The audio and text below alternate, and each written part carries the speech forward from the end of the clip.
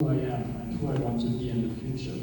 But first, I want to give you an idea of who I actually am currently. I'm not from Munich, I was born here, but I grew up close to Frankfurt. I'm what you would call in German a Dorfkind, so I grew up in a tiny village. I was very happy when I got my driver's license.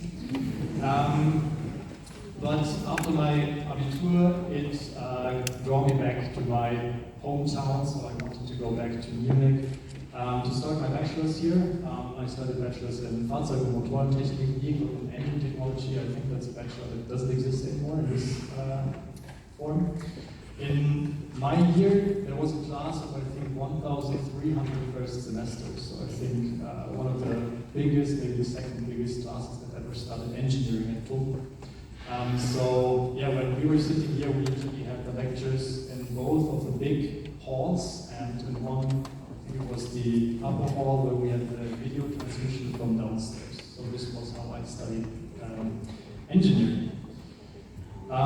Yeah, after my bachelor's, I had a little exchange semester, Erasmus semester in Sweden, which was very, very cool. I hope you also had the opportunity to go abroad during your studies. If not, I can just recommend you with that now. It's an awesome experience. Then I did my master's, also here in TUM. I switched to mechanical engineering because I was more free in my choice of courses. And yeah, after this, and this is the interesting part, I started my PhD at the Institute of Automotive Technology, so with Professor TUM. And I started being a researcher. I started researching, and I started also working on a research project, which is called Truck 2030. We did research on trucks, on total cost of ownership, and more importantly, this was a very, very interesting experience for me.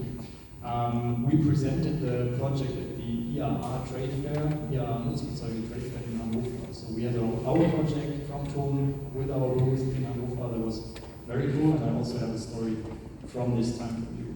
After that, I was leading the research group for vehicle concepts, and fast forward a bit, obviously I finished my PhD, I finished my dissertation, and now I'm working as a postdoc in Mosach at the Institute of Sustainable Mobile Powertrains. So my focus changed a bit more to energy and mobility, not just trucks anymore.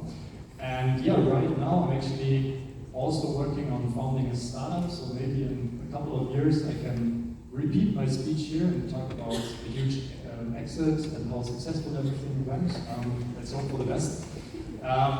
And yeah, when I was preparing for today, I thought about what I could tell you, because yeah, I never really left the university so far. And I could tell you about the great times I had as a student, about the many times we played pool billiard downstairs or at the physics building. But I guess and I hope you all experienced these great times as well. I could also tell you about the many skills that I acquired, which we already heard. How I eventually understood what all these weird mathematics and mechanics was about, how you could use them. But I think you will figure this out yourself in the next years. I could also pitch my startup, show you some fancy slides, and tell you how you could use the network of TUM and Automotive to prosper in this, and to how valuable it is for everyone with this entrepreneurial mindset. But actually, you can look up all these facts in the internet. So instead, I decided to tell you 3 stories from my time here at TUM, especially at the FTM. And these stories shaped who I am and who I now think about, or how I think about my personal and professional life. So I hope that these stories will at least inspire you a bit to think about things that are usually neglected during your studies here. The first story I want to tell you is about collaboration, trust, and leadership. And it's one of my first experiences at the chair. I told you that we had to present the project at the IAA, and this was my first task. So I literally handed in my master thesis, and now was the project lead for presenting a research project at one of the biggest trade fairs for commercial vehicles. I had no idea what to do. I had no blueprint, no guide, just a goal. And yeah, what I did, I reached out, I talked to people, I asked for help, and I started to gather a team around me. A team of students, a team of other PhDs, and I asked them for help. Okay, I have this goal, I have no idea how to get there, but I think we can get there together. Fast forward a bit, it was about 2 weeks before the fair. Everything was far from ready. We needed to build a huge design prototype which we wanted to show, and yeah, it wasn't really ready and nothing was working. But everyone was committed and pushing through it. We had 13-hour days, we were here on the weekends, everyone was really hard working on that. And then there came a night in almost chaos, where I just stood there asking all the people from my team, like, hey, what can I do? And everyone was like, no, leave me alone, I have my stuff. So there was no real task for me.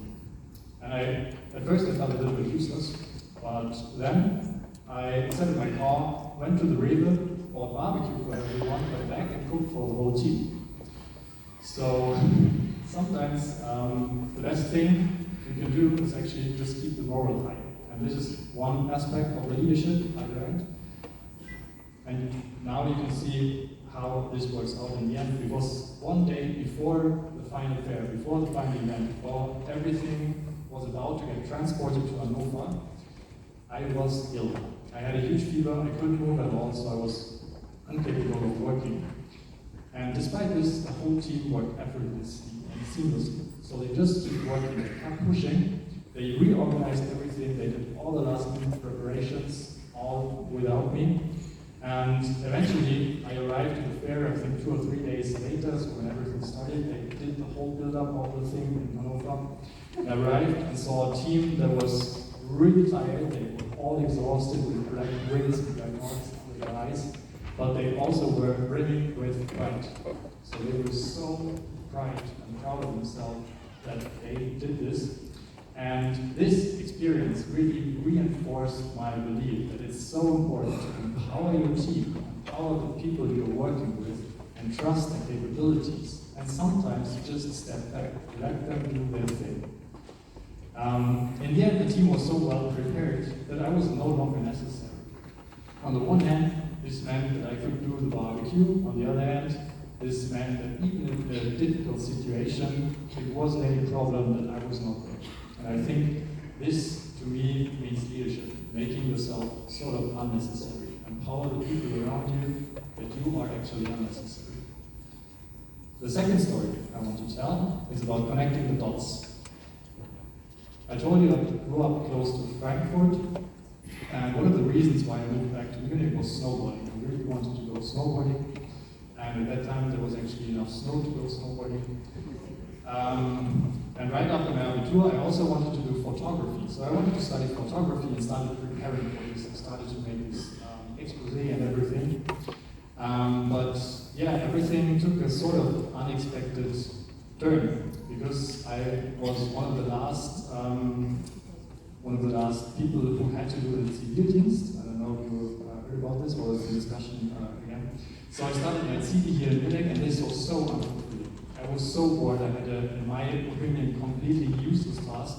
And in the end, I was so bored that I started looking for other courses. So I brought my laptop to my job and started looking for alternatives because I thought, hey, there are so many universities in Munich, let's at least have a look at what they have.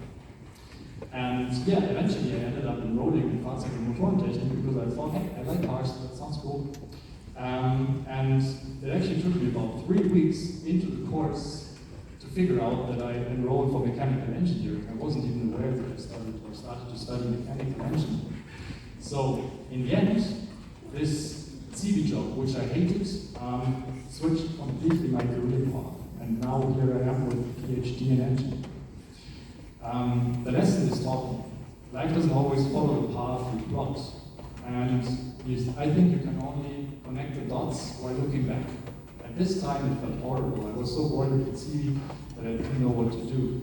But looking back, without it, I wouldn't be here today, and I wouldn't be thinking about or working on founding a startup in this area. So this job actually had some use for me at least. So what I would like to tell you here is that you should embrace the uncertainty. Embrace the uncertainty because it often leads you to some paths you would never have planned to follow or you were meant to walk.